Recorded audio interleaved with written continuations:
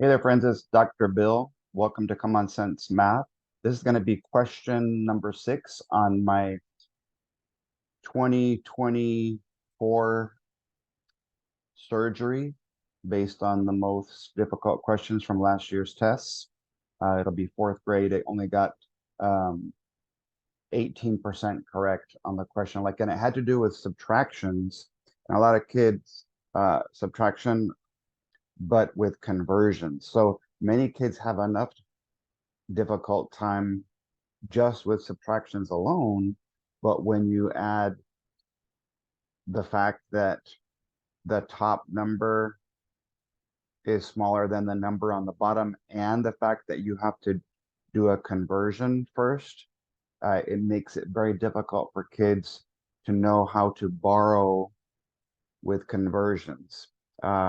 And the other thing is sometimes kids don't understand what I call relative terms in terms of things they can relate to in terms of a keyword. So let me show you what I mean using page 16 of your uh,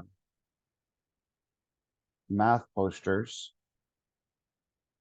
with weight, because it's going to have to do with ounces and pounds. And so what you see on one side is an idea that relates to each other. So an ounce is pretty close to one slice of bread, but one loaf of bread is closer to a pound. So the idea is if they know one, they know them all. A baseball would be about 5 ounces, and a baseball bat could be 2 pounds. A human and a dog. A small dog would be maybe about 15 pounds. An adult male is 20 pounds. And then when you get to a little bit bigger, when we get to things like tons, a car, a truck, and a whale, a ton, 5 tons, and 200 tons. And the reason I have the next page included is so that your students can perhaps remember before they try to go to other terms that are similar to these weights in terms of ounces, pounds, and tons, they can remember how to label each one. And the idea is that if they can remember what one of them is, they can relate to other similar things in terms of all of the questions regarding weight that they might give. And so when you look through the posters, you'll see I have several based on measurement, and having to do conversions was the problem, the main problem with the problem that we'll see. And so uh, here it is. It's going to be on question page 7 of your fourth grade math surgery. And I want you to notice uh, it's converting between pounds and ounces, because when you subtract these two numbers based on the word difference, you can't subtract 4 from 3. Your students are so used to borrowing from the tens place. When you get into things like parts versus wholes, since a an an ounce needs 16 of them to become a whole pound, it's very difficult for kids to do conversions and to combine that concept with uh, subtracting. So that's probably why the question like this did so poorly. Now, I just want to remind you that I recommend you teach the students to read the question first. I made a red circle there because the question is where the question mark is, and the problem is where the periods are. That's where you get all of your data, your keywords, and the numbers that go with them. So let's start with the question. Okay. So if you want to compare this, you would look at question number 23 from last year's fourth grade test, and you'll see that it only got 18% correct. It's TEKS 4.3.8.C. So as I read, my students will hopefully be familiar If they don't know difference, then they're going to already be struggling. So we have to have them remember certain things once they see a certain word, some things that they could say and do. So here we go. What is the difference? Difference you subtract between the weights of the cat before and after the diet. So there's the word difference, and there's the subtraction symbol, subtract minus difference, and then I'll do my karate math here. Huh. So as soon as that your students see that word, they have to make sure they relate all of these four key words and symbols together. Minus, subtract, difference, huh. So then we read the problem. The family was trying to figure out how much weight their cat had lost from a special diet they had put her on since she was getting a little heavy. And I thought of this because I have a very heavy cat, and I know that it's not reasonable perhaps to lose 3 pounds or more for a cat, but I have a cat that's so large, I felt like I needed to make this math problem just for for him. His name is Link, and he needs a link to a diet, big time. A family was trying to figure out how much weight their cat had lost from a special diet they put her on since she was getting heavy. The vet weighed her on the first visit and again on the second one after several weeks on the diet. And I updated this math test, and it's attached with your email as a PDF because I saw two things that I didn't like, one with some wording and one with one of the answers. So the cat's first weight was 7 pounds and 3 ounces. So 7 loaves of bread and 3 slices of bread. Remember that relative term. Okay. The cat's second weight was 3 pounds, 4 ounces, 3 loaves of bread, and 4 slices of bread. Again, if you read the question first, read the problem, then you'll hopefully read the question again, and you'll hopefully remember what you're supposed to be doing. What is the difference you subtract between the weights of the cat before and after the diet? So I've laid them out here. The before weight, double check. I went ahead and put the number and the keyword. And I just want to remind you that a lot of students have gotten lazy with this new STAR test where it's all online. They don't want to do any of what I call lab work. And so I'm going to put lab as in lined and blank paper. There's certain things you should make sure that they do that in order to get full credit for the problem, they need to show you how they got to the answer because anybody can just click in the online response. So if I'm going to label correctly, not only do I have to do lined and blank paper, I have to do something electronic. I have to do electronic logging by highlighting or whatever strategies that you've taught them.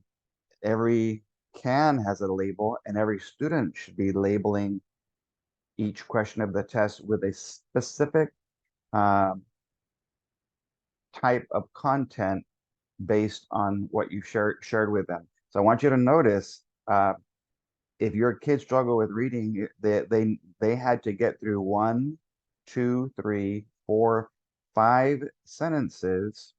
So that's the first hurdle. The second hurdle, they might not have known what the word difference means. The third hurdle, uh, they don't know how to subtract with conversions. So here's my suggestion.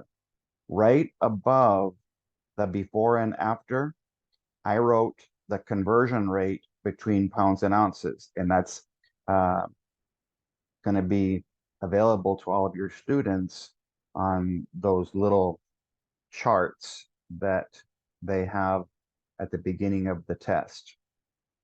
So it says for every 1 pound, for every loaf of bread, there's 16 ounces, there's 16 slices of bread, if you want to think of it like that. And so when you're subtracting, instead of borrowing from the tens place, because remember that these are not whole numbers, ounces are part of a whole. So if I can do this, I'm going to borrow a pound so that I can add that pound to the ounces side. When you borrow something, they lose one and you gain something.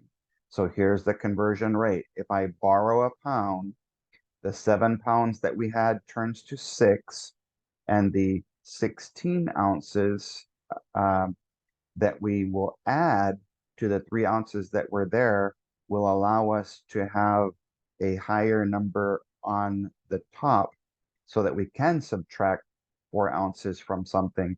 And so when I borrow from the pounds, I get to add 16 ounces. So 16 ounces plus the 3 that I already had is 19 ounces. And then I'll lightly cross out those two numbers so that I can subtract with this conversion. And again, I've told you in my videos and in my emails to you, there's never the way to solve a question or solve a problem, but this is a way that you can teach your kids, because there's a lot of conversions that are going to take place throughout math, and this is one way to do it. Okay, so now I have enough. I can say subtract 4 from 19 and I'll get 15. And because there's only one answer with 15 ounces, I don't even need to continue, but it's better if your kids do that. If I subtract 3 from 6, or 6 minus 3, I'll have 3 pounds, 15 ounces. So make sure you're using the PDF that I sent you with this video, because I noticed that I had a number wrong here. I when I typed it out, I mistakenly left a digit. So the difference you subtract is 3 pounds and 15 ounces. And so because many of you don't have a lot of time to do a million problems with the same information, you can do what I call a TMI.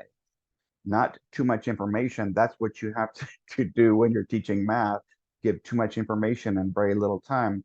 Let's call it a teachable moment of instruction, or because the question did so poorly on the test, let's do what I call a teachable moment of instruction, that I can very quickly do an extension to help kids build their endurance or extra practice. Let's say that there was a third visit, and that on the third visit, the cat weighed 2 pounds and 15 ounces. And the reason I chose a higher number of ounces than what was left on the second visit is so that we could practice that borrowing a pound to gain 16 ounces again. Okay. So, and the reason I practiced the way I did here is so that your students will know what happens if I don't have any pounds. Well, your students will know that the answer is just 5 ounces. You don't have to say 0 pounds and 5 ounces. So let's quickly kind of talk through here. I want to, on the third visit, the cat's weight was 2 pounds, 15 ounces, hopefully a little closer to what my cat um, um, could hopefully lose, at least, because it's probably, man, I'm thinking, I would guess probably 15 or 20 pounds. So if I do the same thing, if I put my conversion on top, it makes it easier to borrow a pound. So if I take away a pound from the 3 pounds, I'll have 2 left. And then I'll add 16 ounces to the 4 ounces that are already there to have 20 ounces, which will leave me with subtract 15 ounces from 20 to get 5 ounces, and subtract 2 from 2 to get 0 pounds. So the extension, the extra practice, the teachable movement instruction, the building their endurance, a third visit could result in 5 ounces. So I would just suggest you practice that, because I noticed that that's happened a couple years in a row now in different grade levels, where your kids are having to um, subtract with conversions, where the state intentionally makes sure that the conversion rate makes it impossible to subtract a higher number of ounces, let's say, um, and a lower number of ounces from a higher number. They have done that several times. So I just wanted to make sure that that was a way that you could practice with your students. And this applies to all grade levels, because everybody has to work on conversions of different types when it comes to measurement. So thanks so much, and uh, we'll see you on our next video.